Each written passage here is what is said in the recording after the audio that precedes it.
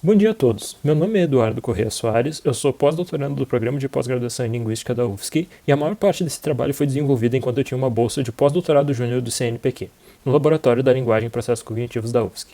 Este trabalho é um estudo das análises de dados de eletroencefalografia no estudo do processamento neurocognitivo da linguagem.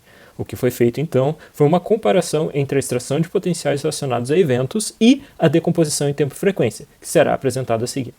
A importância dos dados de EEG é bem conhecida no estudo da linguagem.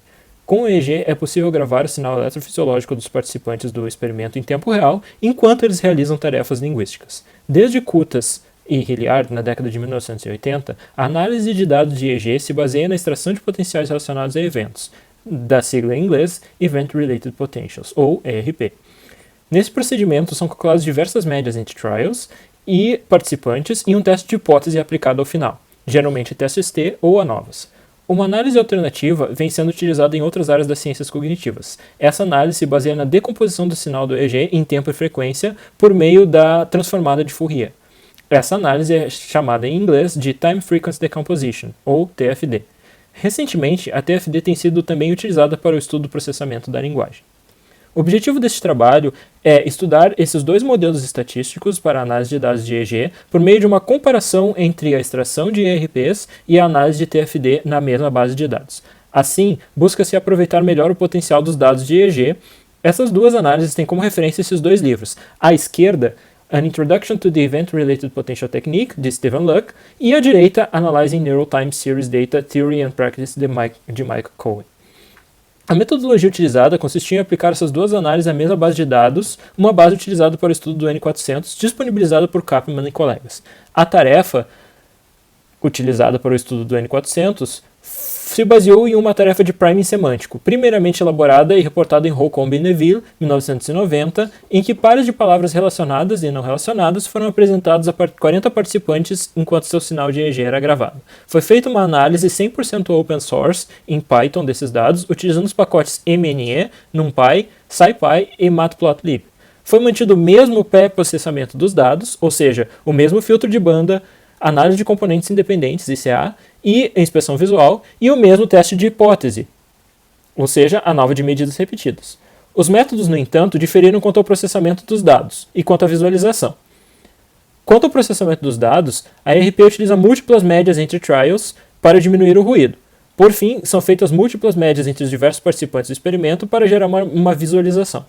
Na TFD, é feita uma decomposição em tempo e frequência por meio da transformada de Fourier.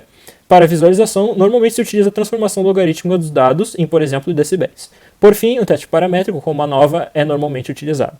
Os resultados mostram que, como esperado, a extração de ERPs vemos um efeito bem pronunciado do N400 nos dados. Podemos visualizá-lo na diferença entre condições relacionada e não relacionada, ou seja, da onda azul e da onda vermelha na figura, ou pela onda que representa a diferença entre as condições, que é a onda verde tracejada. Saliente-se que o teste de hipótese revela que a diferença é significativa. A análise de TFD aparece no painel inferior à direita, que apresenta a diferença entre as condições. No painel inferior, vêm-se as bandas baixas, de 0 a 20 Hz. Esse azul que predomina no centro do gráfico representa o N400. Foi feito um teste de hipótese da banda delta que revelou que o efeito significativo do N400. Reproduzir o efeito do N400 na análise de TFD foi importante, pois esse efeito é conhecido há pelo menos 30 anos.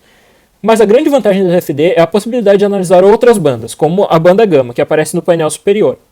Vemos que há efeitos, diferenças entre as condições aos 400 e 700 milissegundos. Esse efeito ficou conhecido nos últimos anos em análises baseadas na TFD, em artigos como de Bastiansen e Hegort, 2015. Há uma segunda vantagem que aparece na tabela abaixo, onde se apresentam testes de hipótese com adição de 5 participantes por linha. O ponto crucial é essa linha marcada em verde, em que ambos os testes de hipótese, a nova regressão linear, revelam efeitos significativos quando a TFD é utilizada, mas não com a extração de ERPs. Para concluir, então, a TFD é um pouco menos precisa temporalmente, pois o pico do efeito aparece um pouco deslocado devido ao trade-off precisão de tempo versus precisão de frequência. Por outro lado, a TFD tem duas vantagens. Permite analisar mais frequências, como as bandas gamas, e aumenta a razão sinal-ruído com menos dados que a extração de ERPs. Por fim, é importante salientar que a TFD permite outras análises que podem ser exploradas no futuro.